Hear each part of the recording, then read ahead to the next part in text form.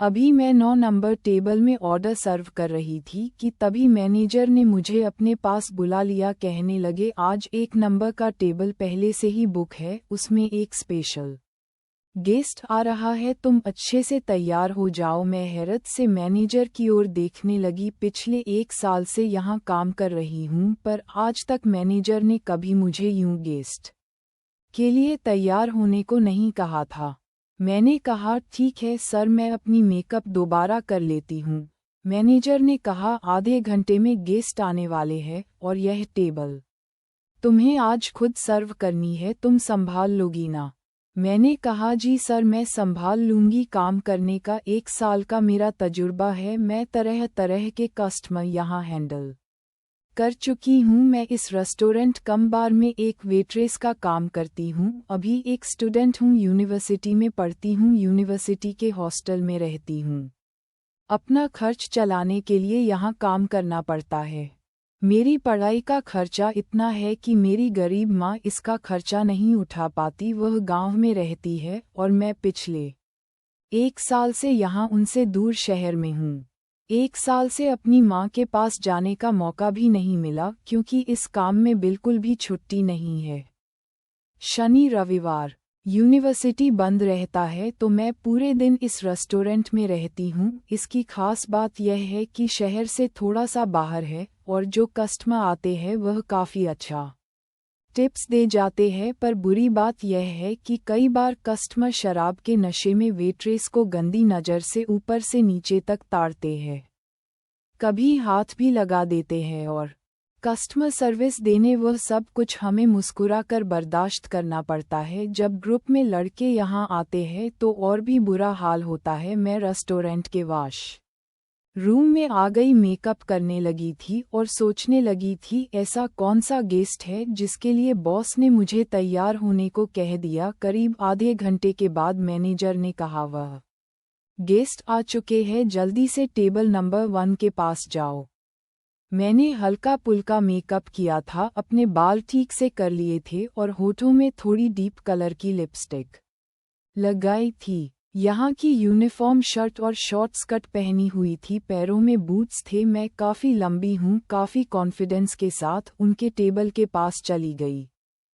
प्यार से कस्टमर की तरफ देखते हुए कहा, good evening sir, how can I help you? Table number 1 में 2 गेस्ट आए हुए थे, 2 लड़के थे, उनमें से एक लड़का शूट बूट में था। यहाँ तो ज़्यादातर लड़के कैजुअल ड्रेस में ही आते हैं। लाइव म्यूज़िक चलती रहती है, लोग डांस करते हैं। चेहरा बहुत शार्प था, काफ़ी हैंडसम लड़का था, देखकर ही लग रहा था काफ़ी अमीर होगा, पर मैं उन्हें पहचान ना पाई। आज पहली बार ही उन्हें देखा था। उनके साथ जो लड़का था वह जीन्स टॉप में था। उसने कहा, राघव, क्या लेने वाले हो बताओ? राघव की नज़र तो मुझ पर ही टिक गई थी। मुझसे कहा, तुम्हारा नाम? मैंने कहा, मेरा नाम आलिया है। उसने कहा, सूरज, तुम मेनू डिसाइड कर लो। कहकर उसने मेनू कार्ड उसकी ओर बढ़ा दिया और मुझे सर से पांव तक देखे जा रहा था।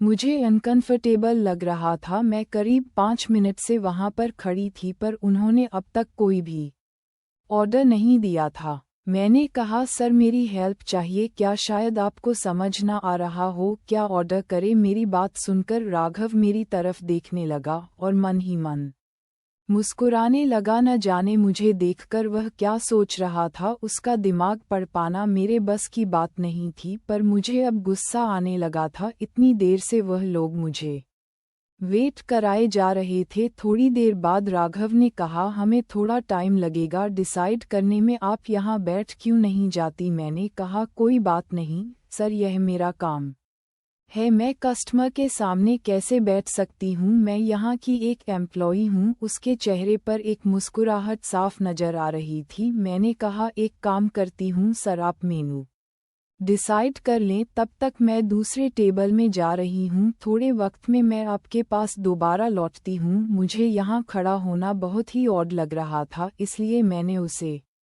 ऐसा कह दिया था, क्योंकि काफ़ी देर से मैं यहाँ खड़ी थी। बाकी वेट्रेस दौड़ दौड़ कर काम कर रही थी और बाकी सारे कस्टमर को संभाल रही थी। पूजा ने तो एक नज़र मुझे देखा भी था और इशारे से शायद मदद भी मांग रही थी। गरीब वेट्रेस की रोमांटिक कहानी, यह कहकर मैं जाने ही लगी कि अचानक राघव ने पीछे से आवाज दी, मिस आप हमें यूं छोड़कर कैसे जा सकती है, हमने तो ये सीट पहले से ही रिजर्व करवाया हुआ है। उसकी बात से मुझे गुस्सा आने लगा था। मैंने काफ़ी मीठी अंदाज में कहा, सर आपने टेबल बुक कराया है पर वेटर्स नहीं, वेटर्स का काम तो सारे कस्टमर को सर्व करना है और अभी यहाँ काफ़ी रश है। मैं आपके पास काफ़ी देर से वेट कर रही हूँ। शायद मेरे सामने आपको डिसाइड करने में दिक्कत हो रही है। कभी कभी ऐसा होता है, ऐसे कस्टमर को हम थोड़ी प्राइवेसी देते हैं, कहकर मैं राघव की तरफ देखकर मुस्कुराने लगी थी। सीधी बात उसे समझा दिया था कि उसकी नौकरानी नहीं हूँ कि जब बाबू का मूड हो तब ऑर्डर करेंगे, तब तक वेटर्स को खड़ा करके उसके जिस्म को निहारे। मेरी बात सुनकर राघव ने अपनी आंखें छोटी कर ली, कहने लगा, अपने मैनेजर को बुलाओ। एक पल के लिए मैं थोड़ी सी घबरा गई। अगर मैनेजर को मेरी शिकायत कर दे तो मेरी जॉब जा सकती है। मैंने कहा, कोई इश्यू है तो आप मुझे बता सकते हैं सर। राघव ने कहा, नहीं, मुझे तुम्हारे मैनेजर से ही बात करनी है, कहकर वह उठ खड़ा हुआ। काफ़ी कॉन्फिडेंट के साथ वह मैनेजर के पास जा ही रहा था कि मैं पीछे पीछे जाने लगी। राघव का अचानक हाथ पकड़ लिया। मैं काफ़ी घबरा गई थी कि मेरी शिकायत ना लगा दे। मैनेजर को मुझसे काफ़ी उम्मीद थी, मेरी शिकायत लगाएगा तो मेरी नौकरी भी जा सकती है। उसका हाथ पकड़ के मैंने कहा, मिस्टर राघव, आप 2 मिनट मेरी बात सुन ले। ऐसा कहकर मैं उसे रेस्ट रूम एरिया में लेकर आ गई थी। मैंने कहा, सर देखो, मैं यूनिवर्सिटी की स्टूडेंट हूँ, ये काम करके अपनी पढ़ाई का खर्च चलाती हूँ। अगर आपने मेरी शिकायत की तो मेरी नौकरी खतरे में पड़ जाएगी। प्लीज़ आप मैनेजर से कुछ ना कहें। ऐसा कहकर मैं उसकी तरफ एक उम्मीद भरी निगाहों से देखने लगी थी। उसके चेहरे पर एक मुस्कुराहट आ गई। कहने लगा, तुम बहुत क्यूट हो। फिर मुस्कुराता हुआ जाने लगा। डर के मारे मेरी हालत बहुत खराब थी। वह सीधे जाकर अपनी सीट पर बैठ गया।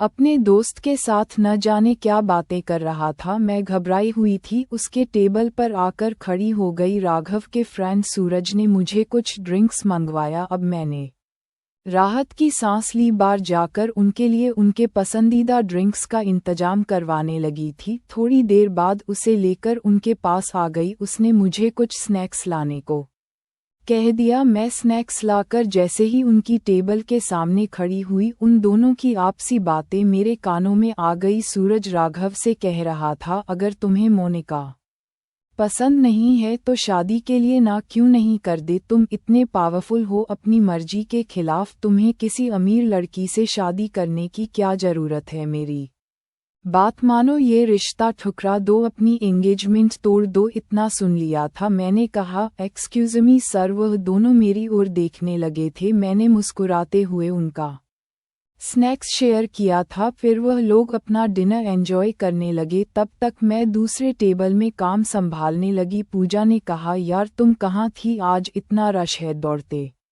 दौड़ते हमारी हालत खराब हो गई है। मैंने कहा, मैनेजर साहब ने मुझे टेबल नंबर 1 को सर्व करने के लिए लगा रखा है। कोई स्पेशल गेस्ट आए हैं, पर शायद उनकी टेबल में जाने में टाइम लगेगा। तुम लोगों की मदद कर देती हूँ। बीच बीच में राघव की टेबल में जाकर उनके बारे में भी पता लगा ले रही थी। आज यूं दौड़ते भागते मेरी हालत बहुत खराब हो गई थी। राघव ने इशारे से मुझे बुला लिया और बिल लाने को कहा।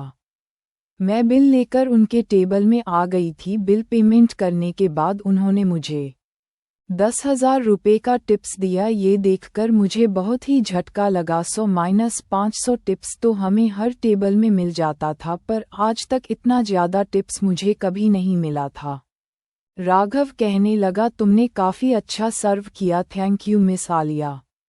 मैंने कहा, thank you so much sir. ऐसा कहकर मैं वापस किचन में आ गई थी। बचा हुआ काम खत्म कर रही थी। रात के 2 बजे बज चुके थे। शाम 6 बजे से लेकर रात 2 बजे तक मेरी ड्यूटी रहती थी। कभी कभी काम खत्म करते करते 2 से 3 बज जाते थे। 2 बजे के बाद मैं बाहर निकल आई। मैं सोचने लगी घर कैसे जाऊंगी, यहाँ से मेरा घर करीब 2 किलोमीटर दूरी पर है। इतनी रात को जाने में मुझे दिक्कत होती है, इतनी रात को मुझे पैदल चलकर जाना था। मैं चलने लगी थी, अचानक पीछे से एक कार आकर रुक गई। कार देखकर तो मैं बेहद घबरा गई थी। कई बार कोई पागल कस्टमर नशे की हालत में वेट्रेस के पीछे पड़ जाते हैं। डर के मारे मैं पीछे मुड़ी तो मेरे सामने राघव खड़े थे। मुझसे कहने लगे, मिस आलिया आप घर कैसे जाएंगी? मैंने कहा, सर मेरा घर यहाँ से 2 किलोमीटर दूरी पर है। रोज इसी टाइम मेरी शिफ्ट पूरी होती है, जाने का इंतजाम नहीं रहता है तो मैं पैदल ही जाती हूँ। वह मेरी तरफ बड़ी हैरत से देखने लगा, कहने लगा, मेरी कार में आकर बैठ जाओ, मैं तुम्हें घर ड्रॉप कर दूंगा। मैं उसके साथ चुपचाप बैठ गई। मुझे उस पर न जाने क्यों भरोसा था, इतना रईस आदमी मुझ जैसी गरीब लड़की पर बुरी नज़र नहीं रखने वाला। यूनिवर्सिटी के गेट के बाहर आकर वह रुक गया, कहने लगा, तुम इसी यूनिवर्सिटी के हॉस्टल में रहती हो ना? मैं उसको देखकर मुस्कुरा रही थी। Thank you so much sir for the lift and for your tips, good night. Raghav मुझे देखकर मुस्कुरा रहा था और मैं फिर कार से उतरकर अपने हॉस्टल की तरफ चली गई। एक बार पीछे पलटकर देखी तो राघव वहीं खड़ा खड़ा मुझे अंदर जाता हुआ देख रहा था। आज मैं थककर चूर हो गई थी, पर न जाने क्यों मुझे राघव का ही ख्याल आ रहा था। उसके बारे में सोचकर मुस्कुराने लगी थी। 10,000 रुपये से मेरी काफ़ी मदद हो जाएगी। मैं होटल मैनेजमेंट लेकर ही पढ़ रही हूँ, बहुत मुश्किल से अपना खर्च निकाल पाती हूँ। सैलरी काफ़ी नहीं पड़ती, टिप्स के पैसे से मेरा खर्चा चलता है। न जाने कब मुझे नींद आ गई और मैं सुनहरे सपनों में खो गई। सुबह उठकर अपनी क्लास के लिए आ गई थी, पर न जाने क्यों दिल में राघव का ख्याल आ रहा था। क्रेडिट कार्ड में मैंने उसका पूरा नाम देख लिया था, राघव सिंघानिया। जब इंटरनेट में उसका नाम सर्च किया तो पता चला काफ़ी बड़े रेस्टोरेंट चैन का मालिक है। उनके होटल एंड रेस्टोरेंट पूरे देश में फैले हुए हैं। फिर आखिर अपने रेस्टोरेंट में ना जाकर हमारे यहाँ बार में क्यों आया? तभी नजर आया कि उसकी एंगेजमेंट मोनिका नाम की एक लड़की से हो गई है। उन लोगों को ये नाम कहते हुए सुना था। दोनों की काफ़ी सारी तस्वीरें इंटरनेट पर थी। मोनिका भी काफ़ी रईस लग रही थी। मैं अपने दिमाग से राघव की बात भूल जाना चाहती थी। मुझ जैसी लड़की को वह क्यों पसंद करेगा? वह तो मेहनत करके मैं आज इस पोजीशन में पहुंची हूँ कि अपनी पढ़ाई कर रही हूँ, वरना मैं एक किसान की बेटी हूँ।